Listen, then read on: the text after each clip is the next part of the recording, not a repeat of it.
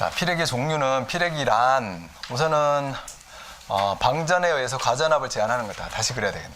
여기다가 이렇게 딱 선로가 있고 여기에 어떤 변압기 보호해야 될 보호 대상 기기, 보호 대상 기기죠. 기가 있습니다. 근데 여기에 서지가 들어오면은 이 보호 기기가 변압기가 터져버린다라는 거예요. 그래서 이거를 피레기를 설치를 해가지고 서지를 대지로 방전을 시켜야 되겠다. 대지로 착 방전시키면서 여기에서는 이렇게 잘려진 아주 낮은 전압의 서지만 가가지고 변압기가 터지지 않아야 된다는 거죠. 변압기가 터지지 않을 만큼의 전압으로 낮춰가지고 보내줘야 되는 거예요. 그죠? 변압기가 견딜 수 있는 한도가 있는 거죠. 서지파에서. 요거 투투나인이다. 투투나인의 유입 변압기다. 견딜 수 있는 한도 얼마예요? BIL이? 우리 뭐 다른 거 공부하면서도 나왔었잖아요. 150kV 된 거 아닙니까? 그래서 기준 전압 곱하기 5 플러스 50V 해가지고, 그죠? 그러면 여기 잘라내는 전압은 이 전압보다 낮아야지 되겠네요. 그죠? 몇 프로 정도 낮을까요? 한 20% 정도 낮춰가지고 80% 정도의 전압만 가게끔 만듭니다. 그렇게 보호 레벨을 갖춰야 되는 거죠. 그런 것이 피레기다라는 거예요. 피레기는 전기 설비의 절연을 보호하는 거다. 이렇게 보면 되고요. 과전압에 의해서 절연 파괴되는 걸 보호하는 겁니다. 자, 그 다음 방전을 시작한 다음에 이게 서지파만 딱 방전을 하고 그 다음에 상용주파가 이렇게 있을 때는 상용주파는 그대로 통과시켜야 되죠. 상용주파가 땅으로 빠지면 안 되죠. 이 지락사고니까. 그러니까 이 흐르고 있는 거를 자동적으로 차단을 해야 됩니다. 이게 속류 차단이에요. 방전되는 동안에는 서지 파형도 빠지지만 상용주파 파형도 같이 빠지고 있거든요. 같이 빠지고 있는 것을 서지가 없어졌을 때 바로 차단할 수 있어야 된다. 그게 피레기의 요구 조건에도 들어가는 거고 피레기의 기본 기능이 되는 겁니다. 그래서 속류는 바르게 차단해서 다시 계통의 절연을 회복해야지 된다. 그런 장치가 피레기이다. 또 피레기는 뇌서지 또는 개폐서지에 의한 이상전압으로부터 전력 설비를 어떠한 설비를 보호하는 장치이다. 생긴 게 이렇게 생겼어요. 그죠? 피레기가 이렇게 생겼고요. 자, 전주에 설치되어 있는 피레기, 이렇게 어떤 상, RST상에 피레기가 설치가 되어 있습니다. 어떤, 이렇게 가공선로가 쫙 가고 있고, 여기서 점프를 해가지고, 여기 뭡니까? 케이블 헤드 처리해가지고 어디로 간 거예요? CNCV 케이블에서 수용가로 들어간 거죠? 거기 지점에 설치를 했다라는 겁니다. 그 다음에 또 우리 수용가로 들어오면, 수용가로 들어와서 처음에 수용가로 어떤 케이블을 가지고 들어와가지고 여기에 LBS 있고, MOF 있고, 그죠? 어디에 설치돼요? MOF 전단에 피레기가 설치가 되죠. 또 하나 설치해가지고 여기 선로에서 뿜겨서 오는데도 피레기가 하나 있었는데, 여기도 피레기가 하나 있었는데 LA가 또 들어와가지고 또 피레기가 있습니다. 그렇게 해가지고 설치가 된다. 이렇게 보시면 되겠습니다. 자, 피레기의 기능을 볼게요. 기능. 피레기는 신속하게 서지가 침입했을 때 피레기는 제가 항상 뭐 그림을 그리고 설명을 하지만 이 그림 하나로 사실 모든 게 다 떠올라야 돼요. 이렇게 딱 서지와 이상전압, 서지와 어떤 기기, 보호 대상 기기, 그 다음에 그거에 대한 파형, 그 다음에 피레기를 설치해서 여기 방전하는 것, 그 다음에 피레기의 설치 위치, 어떤 변위점, 그 다음에 피레기로 제한된 전압, 제한전압. 요 정도만 생각해도 피레기 거의 한 90% 지금 공부한 거거든요. 요거를 떠올리면서 항상 모든 거를 보면 됩니다. 자, 아무튼 이상전압이 들어왔어요. 신속하게 방전. 그렇죠? 이건 충격파입니다. 충격파. 충격파가 방전 개시돼야 되는 전압이 낮으면 좋을까요? 높으면 좋을까요? 낮으면 낮을수록 좋죠. 충격파에 대해서 방전 개시되는 전압이 낮으면 낮을수록 그만큼 낮은 전압이 잘려서 이쪽으로 갈 테니까. 그 다음에 방전이 된 후에 단자 전압을 일정 전압 이하로 방전 후 서지 전류 통전 시, 서지 전류가 이렇게 통전되고 있는 상태에서 여기 피레기의 단자 전압이 있는데 피레기 단자 전압이 일정 전압 이하로 억제해야 된대요. 피레기의 단자 전압이나 여기 서지파가 잘려서 간 이 전압이나 같을까요? 다를까요? 이게 V2가파, VT라고 표현하면 이 VT와 VA가 같아요.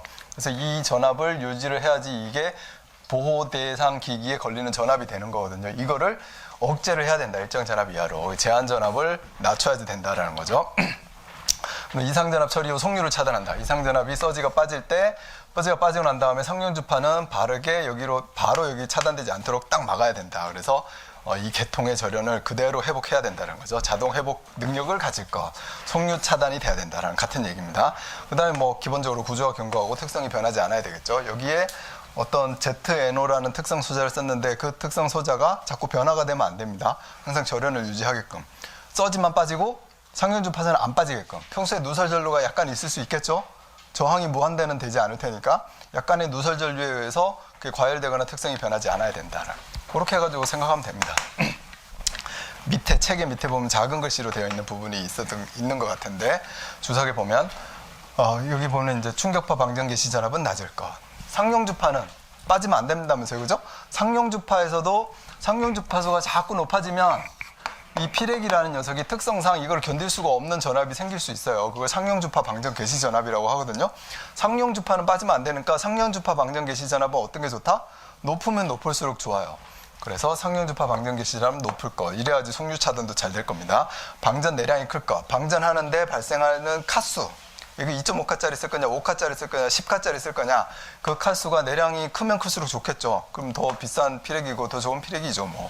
그 다음에 제한 전압이 낮을 것. 동작을 했을 때 잘라낼 수 있는 전압이 낮을 것. 속류 차단 능력이 우수할 것. 이거 같은 비슷한 얘기고, 그죠? 구조가 견고하고 특성의 변화가 없을 것. 이렇게 해서 충상방제 속구 뭐 이런 식으로. 저는 충상방속구 이렇게 했었어요. 방전 내량이 클 것, 제한 전압이 낮을 것 같이 갔으니까.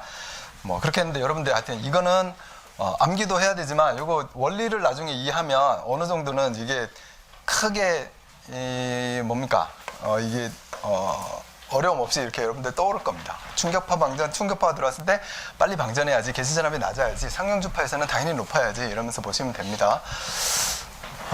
피렉의 구조를 볼게요. 구조. 우리 책에는 이렇게 표현되어 있습니다. 그죠? 직렬갭과 특성 요소가 피렉이 안에 있다. 이렇게 보시면 되고요. 직렬갭 안에는 이 직렬갭은 그럼 뭐 어떻게 생겼냐? 이게 간단하게 이렇게 직렬갭으로 해도 되는데 여기를 좀 자세히 설명한 그림이 있어서 제가 띄웠습니다. 그럼 여기 실질적으로 갭이 이렇게 있고 여기 사이에 어떤 병렬 콘덴서나 병렬 저항을 가지고 여기에 상용주파의 전원이 있을 때는 여기가 흐르지 않게끔 뭐 이렇게 막아놓은 거고요. 특히 이게 특성 요소잖아요. 얘가 특성 요소인데 특성 요소를 상용주파에서는 전류가 안 흐르고 상용주파의 어떠한 전압에서는 어떤 높은 전압이나 서지파가 들어오면 서지파가 높은 전압이니까 전류를 잘 흘러야 되겠죠. 그러니까 어떤 그래프를 하나 딱 그려가지고 이 특성 요소에 나타나는 이 저항 R 자체가 일정하다라고 하면 전압이 걸려 있고 전류가 이렇게 있을 때 저항 R이 일정하다라고 하면 이런 곡선이든 이렇게 될 거 아닙니까? 전압이 높으면 전류가 많이 흐르고 전압이 높으면 전류가 많이 흐르고 전압이 낮으면 전류가 조금 흐르고 이렇게 될 텐데 이거는 피렉의 특성으로 쓸 수가 없어요. 피렉이는 어느 전압에서는 전류가 안 흘러야 되고 어느 전압 이상이 되면 아주 잘 흘러야 되고 이런 어떤 반도체적인 약간 그런 비슷한 반도체는 아니지만 그런 비슷한 특성을 이런 특성을 가져야지 되는 이런 특성을 가지는 게 좋다라는 거죠. 그래서 어떤 일정한 낮은 전압에서는 아예 전류가 안 흐르고 조금 그걸 이제 방전을 개시해야 되는 아주 조금 높은 전압이 오면 그냥 아무리 큰 전류가 흘러도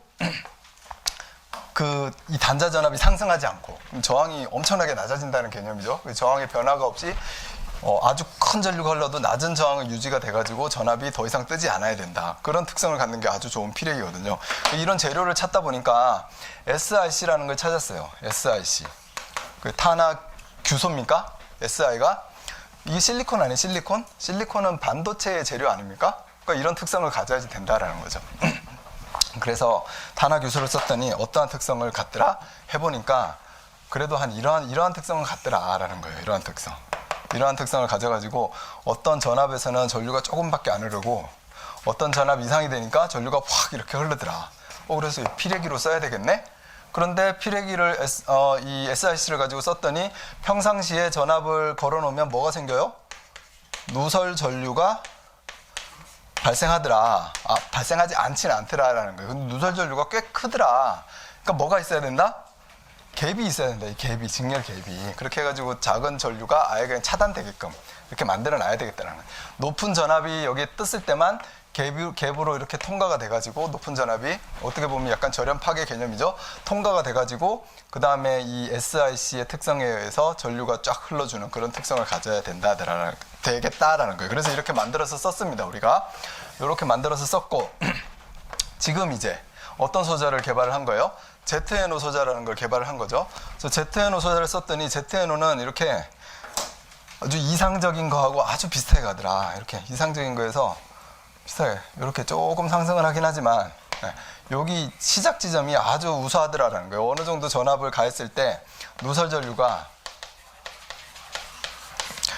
뭐 10 밀리암페어 이하 아주 작은 뭐 10 마이크로 암페어 뭐 이렇게 아주 작은 누설 전류만 생기더라라는 거예요. 그래서 얘는 뭐가 없어도 된다? 평상시에 전압을 걸었을 때 직렬갭이 없어도 되더라라는 거예요. 누설 전류가 아주 작기 때문에. 그리고 동작도 어떤 동작 이상이 되면은 전류가 쫙쫙 흘러줍니다. 흘러주면서 단자 전압이 그렇게 상승하지 않아요. 그러면서 쫙 유지가 된다는 거죠. 여기에 단자 전압이 상승하지 않는다는 것은 보호 대상 기기에 가해지는 서지 전압을 그렇게 제한시킬 수 있다는 겁니다. 그런 특성을 이제 피레기가 가지고 있는 거죠. 이런 구조를 통해서. 다 했네요. 다 했어. 피레기의 수업 끝. 이렇게 하면은. 자, 한번 보겠습니다. 이제 안으로 각주로 들어가서 직렬갭.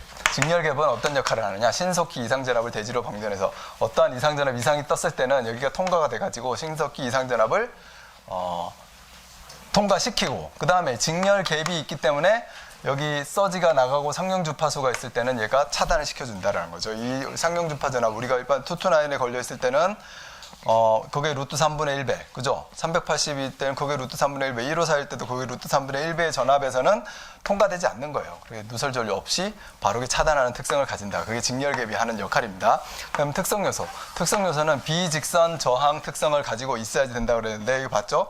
SRC일 때, ZNO일 때, 그죠? 빨간 게 SRC, 파란 것이 어떤 ZNO, 이렇게.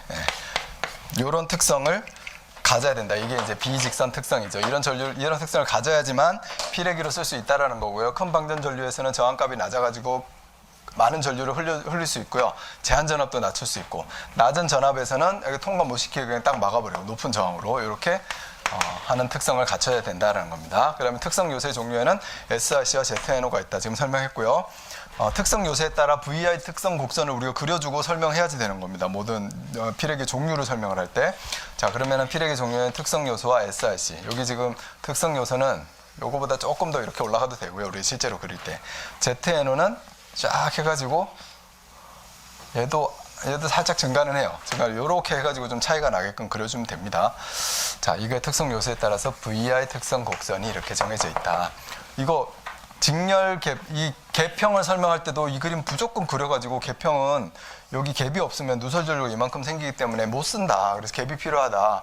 갭 레스형은 누설 전류가 발생하지 않기 때문에 전격 전압이 걸려있는 상태에서 이거 갭이 없이 쓸 수 있다. 이런 걸 표현할 때도 이 그림을 그리셔야지 되는 겁니다. 자, 피레기의 종류.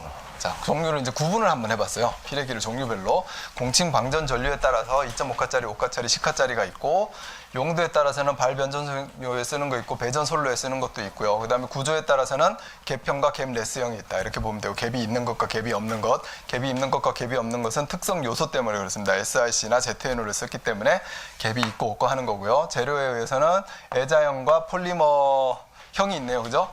또 한번 보여드려야지. 이게 피레기이지 않습니까? 무거워. 어느 쪽이 더 무거울까요? 여기가 더 무겁습니다. 이렇게 해요. 자, 이 애자형, 그죠? 이 폴리머형. 이게 피레기예요, 피레기. 그러니까 이 그림, 사진 사라졌네. 피레기 여기, 어떤 RST상, 상 달고, 여기 접지 달고, 그죠? 여기는 절연을 해야 되니까, 지지를 해야 되니까 이렇게 달려있는 거고, 이렇게 동작을 하는 겁니다. 그래서, 어디가 넘어갔네. 네, 여기. 그러면, 요게 이제 폴리머형이고, 폴리머형이고 애자형인데, 이게 애자형입니다. 이게 애자고, 이게 폴리머형이죠. 이게 막 휘는 이게 폴리머형. 그럼 폴리머형으로 하니까 더 가벼워지고, 나중에 이게 과열돼서 막 비산하거나 폭발을 할 수 있는데, 그때 깨지지 않죠. 그리고 절연 특성도 이게 좋습니다. 폴리머형이. 가고, 이게 폴리머형을 가지고 했는데, 여기에 절연 커버가 있고, 폴리머 애자가 있고, 저기 보이죠? 그 다음에 이거 절연한 거고, 그 다음에 명판이 이렇게 붙어 있을 거고, 여기 명판이 똑같네요. 그 다음에 여기 접지측이 있고, 여기 사이가 뭡니까? 여긴 단록이라고 이렇게 표현해놨는데, DS이긴 해요. 근데 이게 뭐죠? 디스커넥터 해가지고 여기가 과전류가 흐르면, 그러니까 이렇게 누설 전류가 너무 많이 흐르면 얘가 지금 특성 요소 안에 들어있는 특성 요소가 변질이 돼가지고 누설 전류가 많이 흐를 수 있어요. 누설 전류가 많이 흐르면 지락 사고 같은 게 되잖아요. 그러면 여기가 이렇게 딱 자기가 이렇게 탁 터져가지고 분리를 시킵니다. 얘는 고장이 났죠. 하지만 개통은 문제 없이 쓸 수가 있는 거 아닙니까, 그죠? 거기에 설치되어 있는 것이 이제 디스커넥터예요. 거기에 설치가 돼 있다 이렇게 보시면 되겠습니다. 자, 우리 시간이 없으니까 빨리빨리 가야죠. 갭레스형 피레기는 갭레스형 피레기의 특징에 대해서 보겠습니다. 이 개평하고 비교를 해서 보는 거죠. 갭레스형 피레기는 일단은 특성 요소는 뭘로 쓴다? ZNO를 쓴다. 그러니까 ZNO를 썼기 때문에 갭을 없앨 수 있다는 겁니다. 갭을 없앨 수 있으니까 구조가 간단해졌어요? 복잡해져요? 간단해요. 재료가 적게 들어갔어요? 크게 들어갔어요? 적게 들어갔어요. 크기는 작아졌어요. 가격은 싸졌어요. 다 좋은 거죠. 피레기 소형화하고 가격을 낮춘 피레기이다. 특성도 좋고. 자, ZNO 소자의 특성입니다. 비직선 전압 전류 특성이 뛰어나다. 이렇게 ZNO가 된다라는 거죠. 그 다음에 단자 전압이 크게 변화가 없다라는 게 전류를 아무리 많이 흘려도 이 전압의 변화가 별로 없다라는 겁니다. 그만큼 제한 전압이 유지가 된다라는 거고. 개통전압에서 수 마이크로암페어, 10 마이크로암페어의 아주 미세한 전류. 여기 개통전압, 피레기의 전격전압은 사실 개통전압보다 상당히 높습니다. 근데 이 개통전압이 걸려 있을 때 여기 누설 전류가 아주 작게 흐른다라는 거예요. 그래서 거의 흐르지 않으니까 직렬갭이 불필요하고, 서지 전압이 인가됨과 동시에 흡수 처리 안 돼요. 서지가 들어옴과 동시에 바로 얘가 동작해가지고 바로 흡수가 되고 바로 방전이 돼버린다. 개평은 여기 갭이 이렇게 있기 때문에 갭이 이렇게 방전해서 팍 터져야 돼요. 그죠? 그만큼 서지 파형이 딱 잘리는 게 아니라 서지 파형이 훅 올라갔다가 갭이 펑 터지면서 제한전압이 이렇게 만들어지는데, 갭레스형은 바로 그냥 제한전압이 만들어진다는 거죠. 그거에 대한 차이점이 있다는 겁니다. 그 다음에 서지 파열 소멸과 동시에 방전 전류가 소멸된다. 이 뭡니까? 속류 차단 효과가 매우 우수하다는 거예요. 자, ZNO 피레기의 특징 또 반복됩니다. 그죠?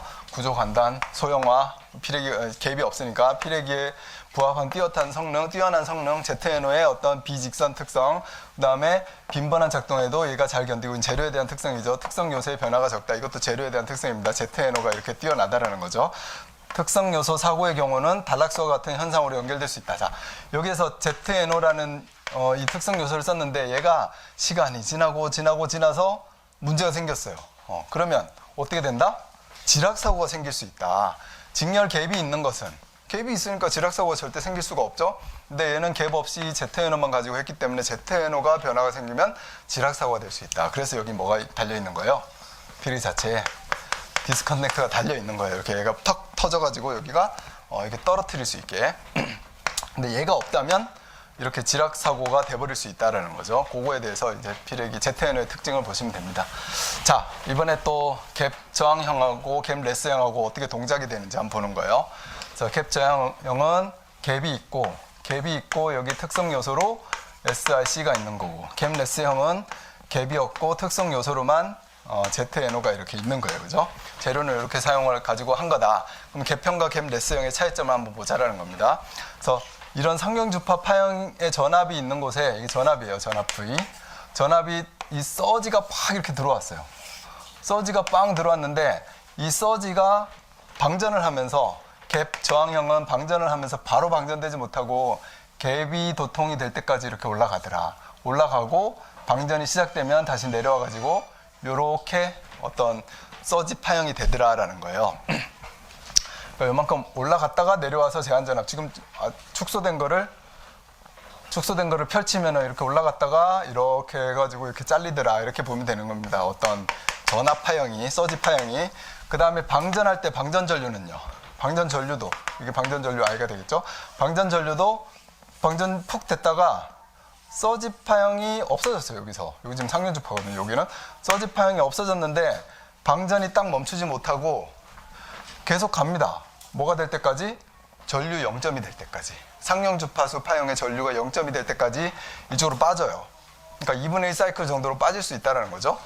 빠지고 전류 0점이 되면 그때 갭이 딱 차단이 되면서, 여기가 딱 갭이 차단이 되면서 이제 방전이 안 되는 거예요. 그러니까 여기 뭡니까? 송유가 차단되는 시점이 전류 0점까지 간다. 송유가 어느 정도 약간은 좀 흐른다라는 거죠. 갭 레스형은 이만한 서지가 들어왔어요. 어떻게 된다? 바로 동작한다. 서지가 들어오면 딱 전압해가지고 제한 전압이 된다라는 거고, 이 전압 자체가 이렇게 제한 전압이 아주 빠르게 동작하고 바로 제한 전압이 유지가 되는 거고, 그 다음에 서지가 사라졌어요. 이 방전 전류 I가 흐르는데, 서지가 방전되는 동안 서지 전류가 흐르다가 서지가 사라지면 바로 그냥 송유가 차단된다. 갭형은 SiC 소재를 쓴 갭형은 바로 사라지지 않고 이렇게 전류 0점까지 이렇게 가서 사라졌는데, 얘는 그냥 바로 사라진다는 거죠. 좋죠.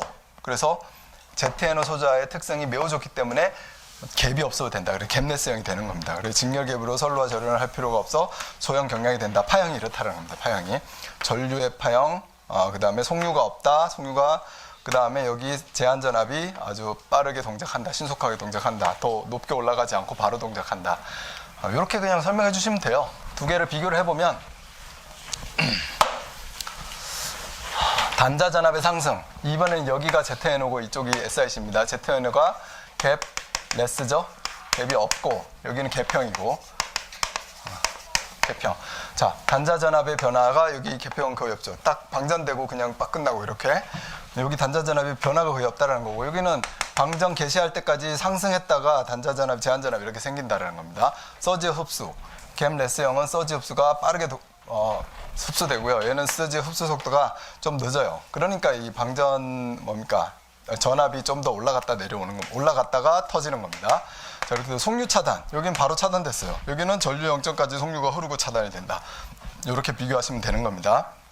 얘가 연속 특징, 단속 특징은 뭐 모르겠는데 그냥 제 혼자 모르겠으니까 혼자 그냥 이해를 해보면, 연속 특징은 예를 들어서 서지가 이 2분의 2 사이클에 서지가 이렇게 막 두세 개가 들어왔다. 그렇게 해도 탁탁탁 연속적으로 땅땅땅 끊어낼 수 있을 것 같아요. 이건 제 생각입니다. 그냥 이거 모르겠으니까. 그리고 단속 특징은 그냥 한 번만 딱 동작할 수 있지, 이게 뭐 이렇게 여기서 딱 끝나고 다시 딱 켜고 다시 딱 켜고 이렇게는 안 된다라는 거죠. 한 번만 이렇게 딱 그냥 갈 수 있다. 저는 그냥 그런 개념으로 봤습니다. 제가 모르는 거를 설명하면 안 되는데, 틀렸을 확률이 더 높아요. 이게 연속 특징과 단속 특징은 제가 설명한 게 틀렸을 확률이 더 높습니다. 그냥 제 나름대로 그냥 본 거니까. 자, 그러면 저는 어떻게 할까요? 시험에서 저는 사실 안 써요, 이런 건. 저는 사실 내가 모르는 건 안 쓰긴 안 쓰는데, 이거에 대해서는 잘 써주면 되지. 크게 중요한 것 같지가 않기 때문에. 자, 피레기 종류에 대해서 다 봤습니다. 구조는 이렇게 직렬객과 특성 요소로 이루어져 있고, 특성 요소는 SiC로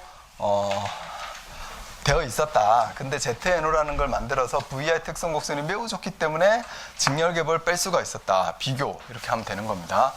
VI 특성 곡선을 가지고 비교를 하셔야 되고요. 그 다음에 갭 저항형과 갭 레스형의 어떤 파형, 동작 파형, 동작 전압 파형, 서지가 어떻게 잘라나가는지, 그 다음에 방전 전류가 어떻게 흐르는지, 송유가 언제 차단이 되는지 가지고 비교하면 되는 거예요. 자, 이렇게 아주 간단한데 네 문제나 나왔습니다. 땡큐죠, 땡큐. 피레기가 가져야 할 특성에 대해서 설명하죠. 충격파 방전 개시 전압, 상용주파 방전 개시 전압, 그 다음에 방전 전류에 대해서 방전 전류가 커야지 되고, 그죠? 내량도 커야지 되고, 그 다음 송유 차단돼야지 되고, 그죠? 구조 간단하고 가격도 저렴해야 되고. 오케이, 쓰면 됩니다. 피레기의 종류 및 동작 특성에 대하여 설명하시오. 종류, 갭형과 갭 레스형, SiC와 ZNO. 비선형 저항체를 특성 요소로 사용한 피레기의 산화아연 소자, 이거 ZNO죠? ZNO의 특징을 써라. 이것도 SiC하고 비교해서 써야지 되겠죠? 피레기에 대하여 다음 사항을 설명해라. 설치 목적에 대해 설명하고, 그 다음에 구조 및 구성, 이거 뭐 지금 금방 본 거, 그 다음에 전격 선정, 이거 조금 이따 보면 되겠네요. 설치 위치도 조금 이따 보면 되고, 갭 레스형 피레기에 대해서 설명할 수 있죠? 이것만 가지고 이렇게 해서 전격과 설치 위치는 이제 다음에 보는 걸로, 이어서 보는 걸로 하겠습니다. 자, 피레기의 설치 위치 5번입니다. 큰 5번으로 되어 있어요, 그죠? 피레기의 설치 위치. 저는 이거 끊었습니다. 두 개를. 이건 굳이 연관될 필요가 없어가지고 이렇게 끄는 거예요. 자, 피레기의 설치 위치는 일단 설계 순서가 먼저 나오네. 피레기를 한번 설계해보자. 개통에 이게 변압기를 보호해야 될 피레기를 내가 여기다가 설계를 할 텐데, 여기 22.9kV의 어떤 선로가 있다. 이런 상태에서, 자, 여기에 첫 번째, 피레기 설치 장소에 상용주파 대지 전압을 선정을 하는데, 최대치를 합니까? 그냥 일반치를 합니까? 최대치를 합니다. 여기에 내가 걸어놔야 되는데, 당연히 내가 어떤 기기를 어떤 전압에다 걸 건데, 여기 전압이 22.9kV 또는 22.9의 루트 3, 이게 상전압이죠? 이게 성간전압이 22.9kV, 공칭전압은 성간전압이니까 우리가 여기 피레기는 항상 어디에다가 연결하는 거예요? 대지에다 연결하는 거 아닙니까? 근데 대지 전압이 22.9의 루트 3만큼만 생기잖아요. 그런데 이 전압이 그대로 평상시엔 유지되고 있지만 언제는 올라갈 수 있어요? 언제는 뭐 올라갈 수 있는 상황이 되면, 이상 전압이 되면 올라갈 수도 있을 거고, 뭐 철공진이 돼도 올라갈 수 있을 거고, 가장 대표적인 것, 일선 지락 시 대지전이 상승. 다른 상 여기 있는 상이 지락이 났는데, 내가 이 S상이 지락이 났는데 R상이 대지전이가 상승하더라. 얼만큼? 유효접지 계통에서는 1.38배만큼 상승할 수도 있다. 그죠? 직접 접지, 완벽한 직접 접지를 하면 상승하지 않는다. 비접지면은 루트 3배까지 상승할 수 있다. 그럼 내가 비접지 계통에 설치한 피레기면은 루트 3배까지 상승할 수 있네요. 뭐가? 상류주파수의 파형이 이렇게 루트 3배까지 상승할 수 있는 겁니다. 그거에 의해서 피레기가 터지거나 그러면 돼요, 안 돼요? 안 되잖아요. 견뎌야 되잖아요. 또 이렇게 여기 상태에서 막 방전을 시작하고 그래도 안 되잖아요. 그러니까 이 상용주파 최대 전압을 선정해가지고 피레기, 항상 설치되어 있는 피레기에 어떤 전압을 선정을 우리가 해야 된다는 겁니다. 대지전압 찾아보고, 최대로 올라간 대지전압 한번 찾아보고, 방전전류의 크기 및 파형을 고려한다. 방전전류가 여기에 설치되는, 여기 낙뢰가 엄청나게 떨어지는데 여기 방전전류가 엄청 큰 것들이 많이 떨어진다. 그럼 10칸을 해야 될 거고, 그렇지 않다, 작은 것들밖에 안 떨어진다. 그러면 2.5칸만 하면 될 거고, 그거 보자는 거죠. 그 다음에 충격 절연 내력을 검토한다. 저거는 뭐를? 피보호기기에 빌값이 있으면, 이 빌값이 충분히 높으면 여기 개폐서지, 차단기가 막 개폐를 하면서 개폐서지가 발생하는데 얘가 아무런 데미지를 안 입어요. 그러면은 SA나 이런 걸 설치할 필요가 있다 없다? 없잖아요. 근데 데미지를 입으면 설치를 해야 되는 거고, 그러니까 내가 보호해야 될 대상 기기가 서지에 견디냐 못 견디냐, 그럼 외란이 견디냐 못 견디냐를 얼만큼까지 견디냐를 검토하라는 겁니다. 그래서 그러면 얘가 750kV까지 견딘대. 그럼 나 제한전압 몇 볼트로 잘라내야 될 거 아닙니까? 예를 들어서 제한전압을 한 600V, kV까지로는 잘라내야 되겠다. 얘가 이거에 대해서 견디느냐 못 견디느냐를 알면 되죠. 일반적으로 몇 프로에 견딘다고요? 뒤에 나오겠지만 변압기 같은 경우에는 자기 빌값에 80% 정도 이하의 서지는 아무리 들어와도 수명에 영향을 미치지 않는데요. 뭐 데미지를 안 입는다는 얘기죠. 그러니까 80%로 잘라내면 되는 겁니다. 그러니까 고려해야 되죠. 전격 전압 및 공심 방전 전류 결정하고, 그러면 전격 전압은 어떻게 할 건지 공심 방전 전류 계산을 해가지고 하고, 보호 레벨 결정을 합니다. 보호 레벨은 내가 잘라내야 되는 이 레벨을 결정을 하는 거예요. 자, 그리고 어떤 절연 협조가 충격 전압에 대하여 여기 나오는구나. 피레기와 보호해야 될 대상 기기의 어떤 절연 협조는 충격 전압이 들어왔을 때 이게 견디는 전압의 한 80% 정도에서 적용을 하면 된다라는 겁니다.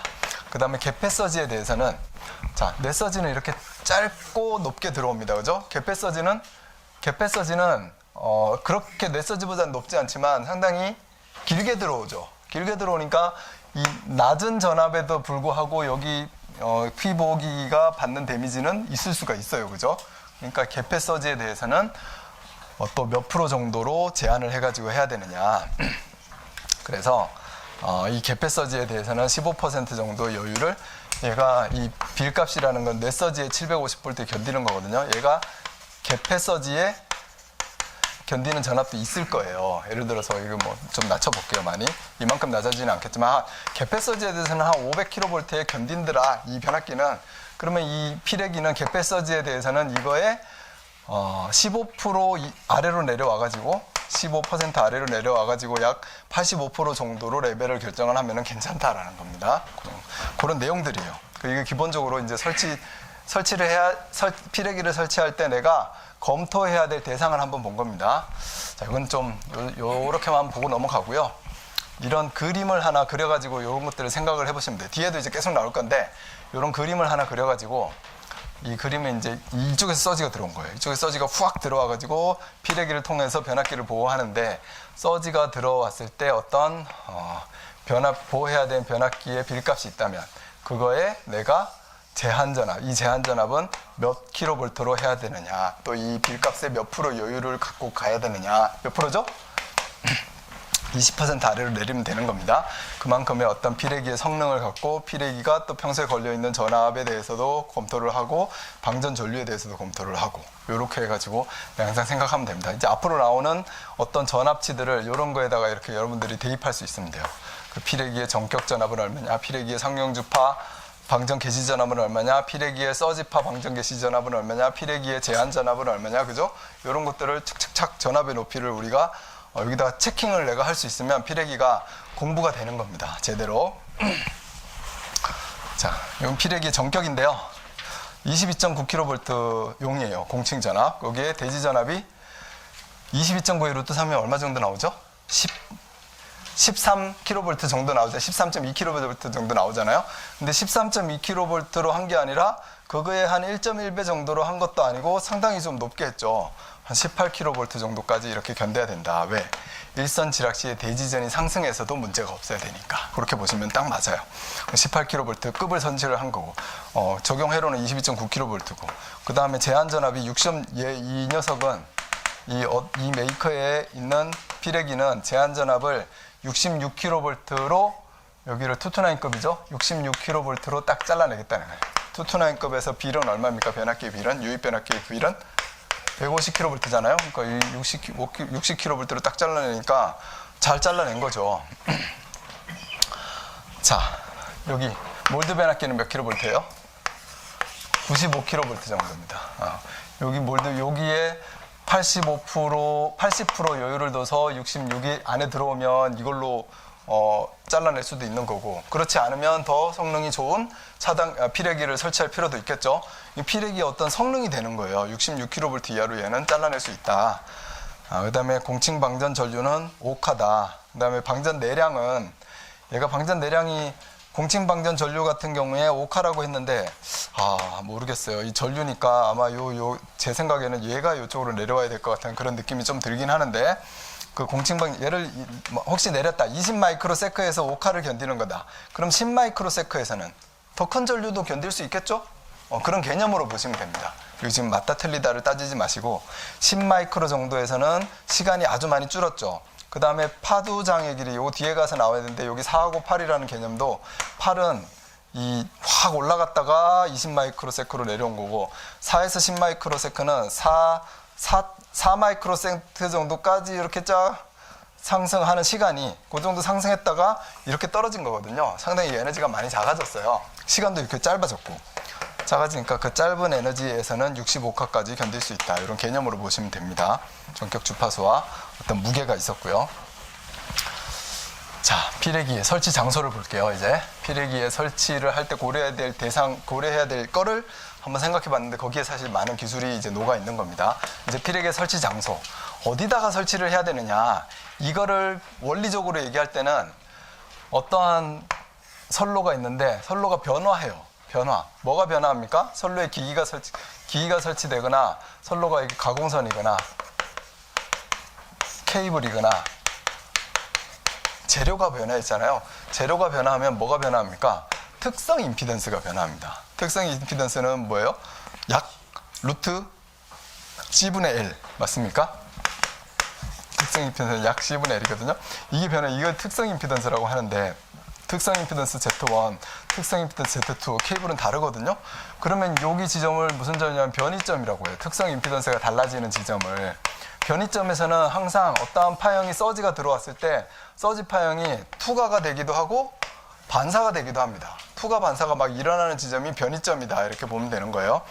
근데 이 입사파가 들어와서 변이점을 통해서 투과가 되기도 하고 반사가 돼서 나가기도 하고 막 이런 현상들이 생깁니다. 여기에 또 변이점이 혹시 있다면 중간에 여기에서 투과 반사된 것이 와가지고 다시 투과 반사 막 이러면 여기서 또 왔다 갔다 할 수도 있어요. 그러한 곳에서 어떠한 특성 임피던스가 다르면 전압이 상당히 높게 뜰 수도 있고 기기에 데미지를 줄 수 있다는 거죠. 그런 점에다 뭘 설치하면 좋다?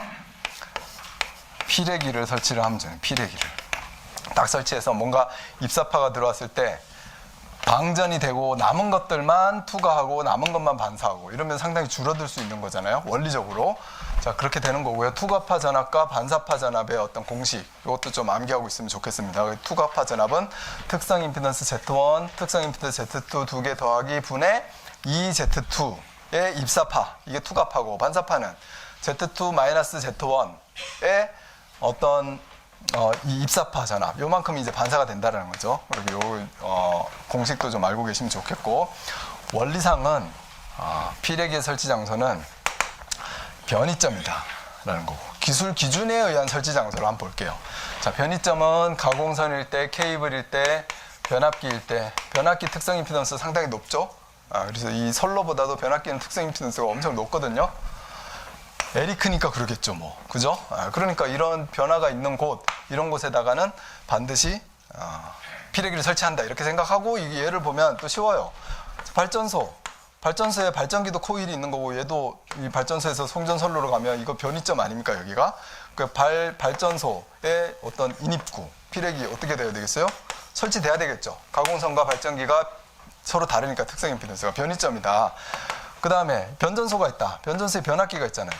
얘 어떤 가공으로 오든 케이블로 오든 변압기가 붙어 있으면 이게 다 변이점이에요.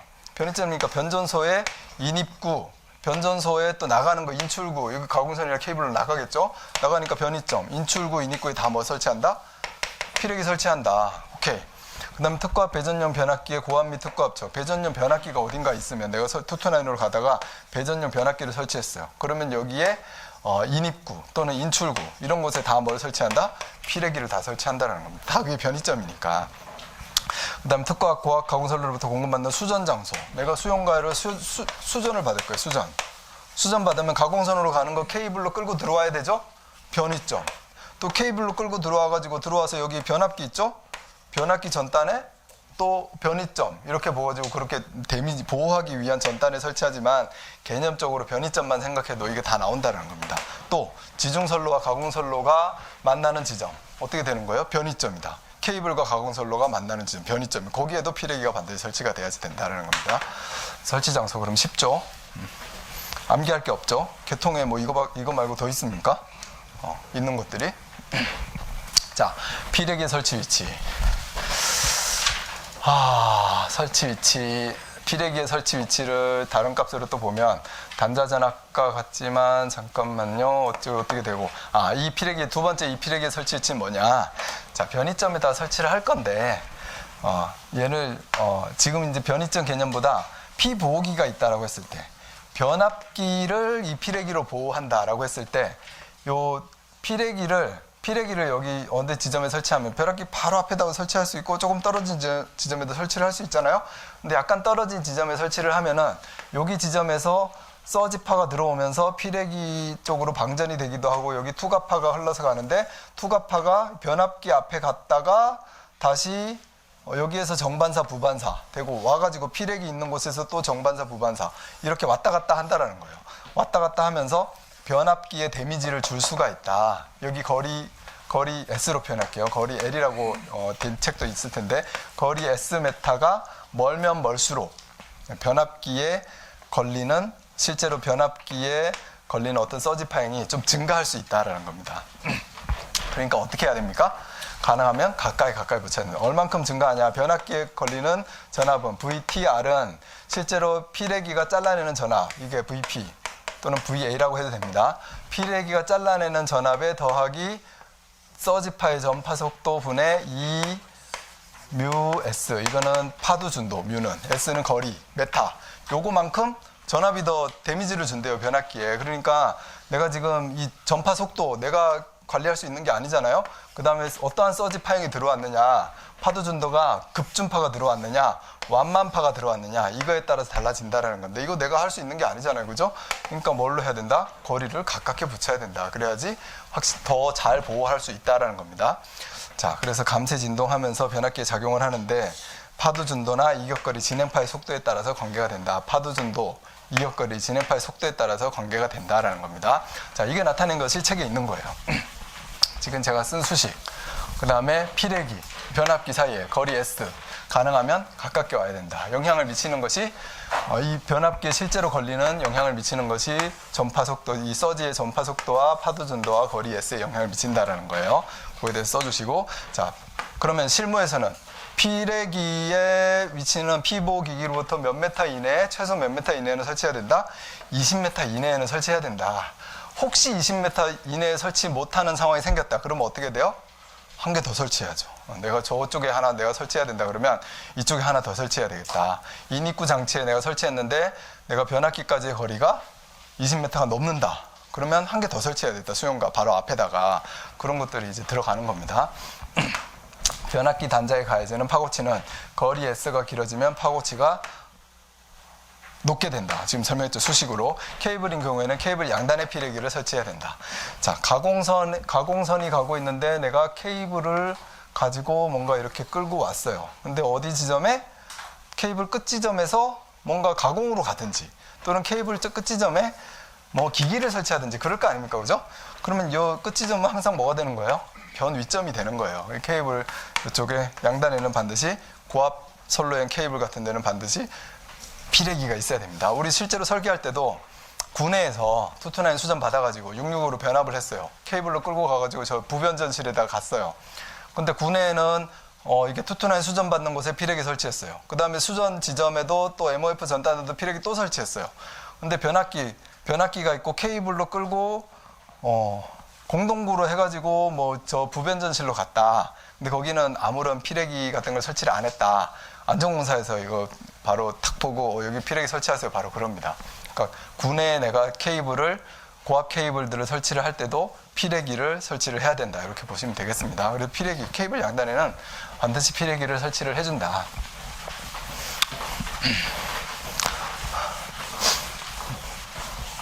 자, 그래서 고압에는 반드시 피레기를 설치하고, 그럼 저압에는 어떻게 해요? 그러면 저압에는 뭐 이렇게 어떤 강제 기준은 없지만 저압에도 SPD를 설치해주는 게 뭐 원리적으로 다 그게 좋습니다.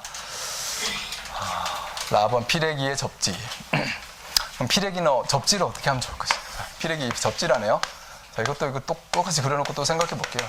피레기 이렇게 해놨는데, 자, 여기에서 피레기를 통해서 이 서지가 가다가 방전을 시작해서 피레기를 통해서 전류 I가 흐를 거예요. 근데 여기에 저항이 존재를 한다. 피레기의 ZNO 특성 요소는 아주 저항이 작아가지고 별 문제가 없는데, 내가 땅에다가 접지를 해놓은 곳에 저항이 존재를 했다. 이게 대지 저항 접지 R이라고 표현하고 있습니다. 그러면 여기 대지의 전압이 뜨죠. 얼만큼? 전류 I가 접지를 해놓은 곳에 저항만큼 전압이 뜰 거 아닙니까? 그럼 전압이 뜨면 여기 전압이 뜨고 여기 이 전압이 어디에 다 걸리는 거예요? 여기 선과 땅과의 사이에서 전압이 걸리는 거 아닙니까? 그죠? 이 전압이 어디로 간다고요?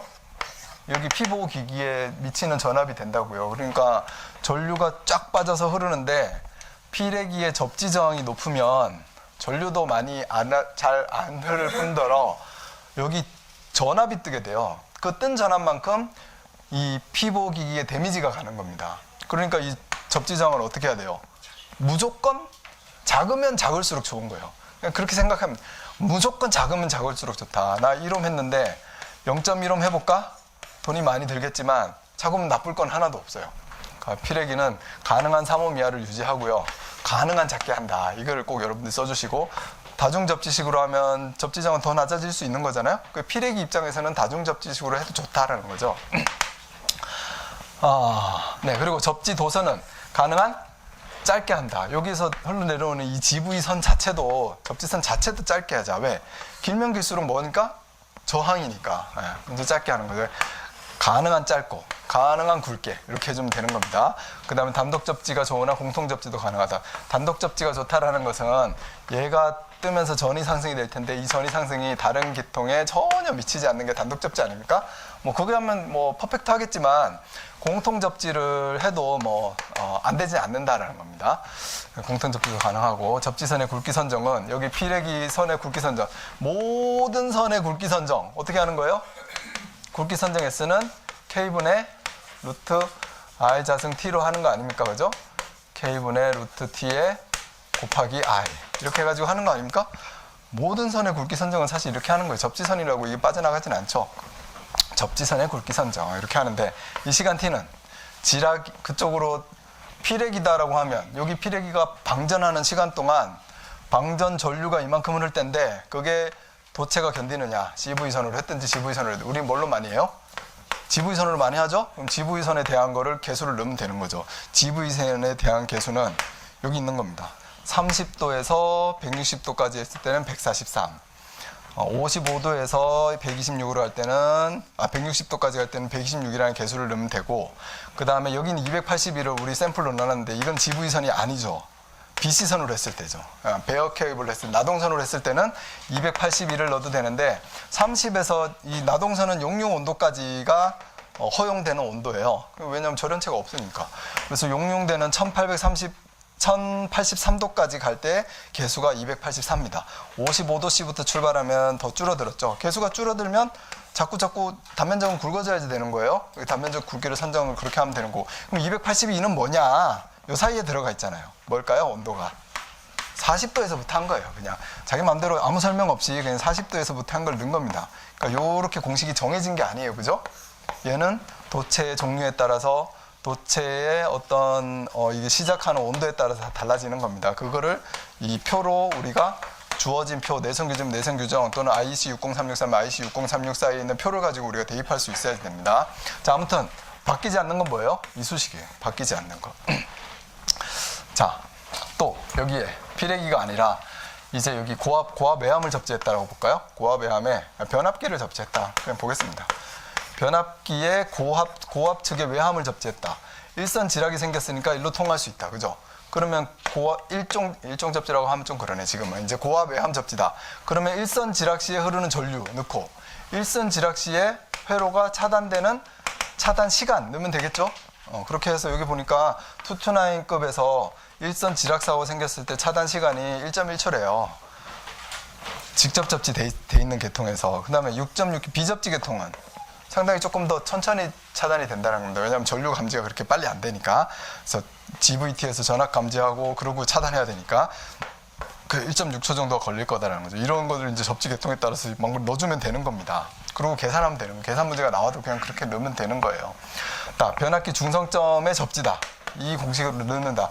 변압기 중성점이 여기 흐르는 전류의 크기. 혹시 이쪽에서 뒤쪽에서 TN 계통이다, TT 계통이다에 따라겠지만 혹시 TT 계통이다. 지락이 됐어요. 지락 전류 이렇게 흐를 수 있겠죠?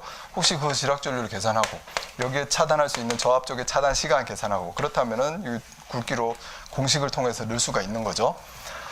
자, 많이 했네요. 그죠? 그냥 케이블의 굵기. 그냥 이 케이블이 단락이 났을 때 얘가 견디느냐 못 견디느냐에 대한 굵기. 단락 전류 넣고 단락 시 차단 시간 넣고, 그죠? 견디는지 못 견디는지 다 할 수 있는 겁니다. 그래서 여기에 GV하고 나동선만 지금 넣어놨는데 CV도 당연히 있겠죠. CV 케이블에 대한 개수를 찾아가지고 넣으면 됩니다. 자, 접지 개수에 대해서 한번 볼게요. 피레기에 뭐 하다가 지금 여기까지 왔습니다. 피레기의 접지에 대해서 하다가 왔네요. 피레기의 접지장은 무조건 낮게 해야 된다. 그 다음에 피레기의 접지 개수를 볼게요. 이거는 이제 사실 전격 전압을 선정할 때 하는 건데 우선은 계통의 접지 개수 뭡니까? 유효 접지하고 비유효 접지에 대해서 얘기를 해야 되겠죠? 물이 없네요. 조금 쉬었다 해야 될 타이밍인 것 같은데. 자, 가볼게요.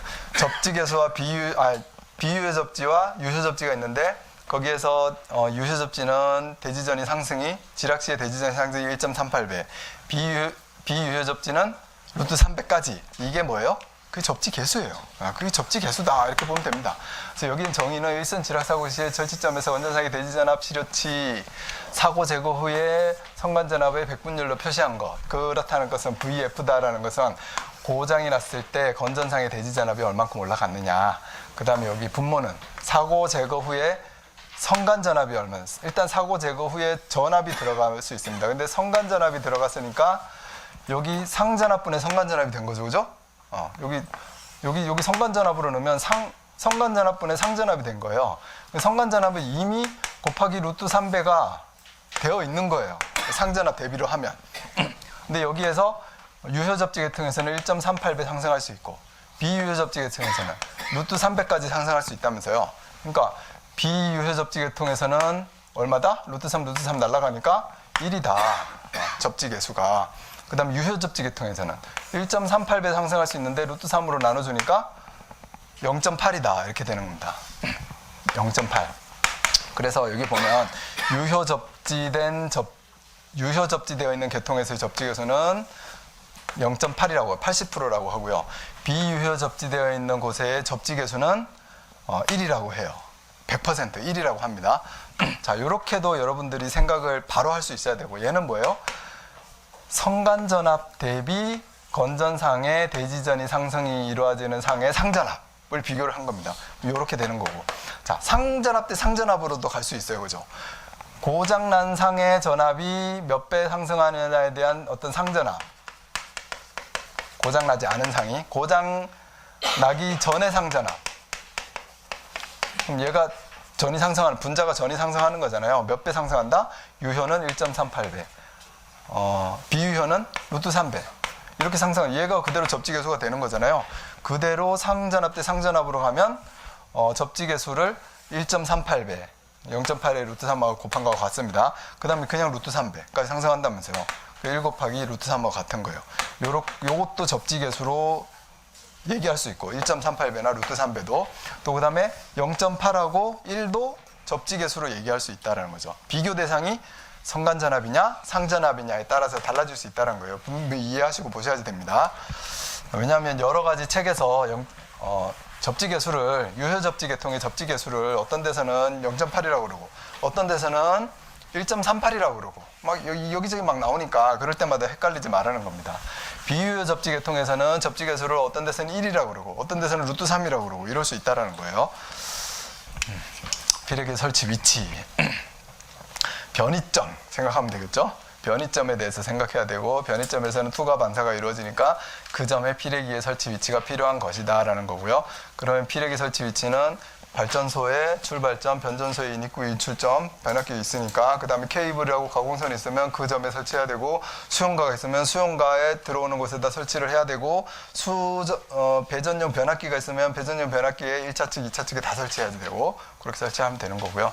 피보기에 걸리는 전압은 여기 가까이에다 설치를 해야지 된다는 거죠. 피레기가 이 거리만큼 이 피보기에 걸리는 VT가 상승하기 때문에 그에 대한 식으로 우리가 설명을 해줄 수 있어야 되고요. 이렇게 하면 이제 설치 위치에 대한 건 본 거죠. 피레기 설치, 아까 위치에 대해 설명하시오. 피레기를 변압기에 가까이 설치해야 하는 이유에 대해서 설명하시오. 이런 것들이 이제 설치 위치에 대한 게 나옵니다. 우선은 변이점에 설치해야 되는 게 설치 위치에 대한 거고요. 항상 피보 기기가 있으면 어떻게 해야 된다? 가까이 가서 붙여야 된다. 이렇게 보시면 됩니다.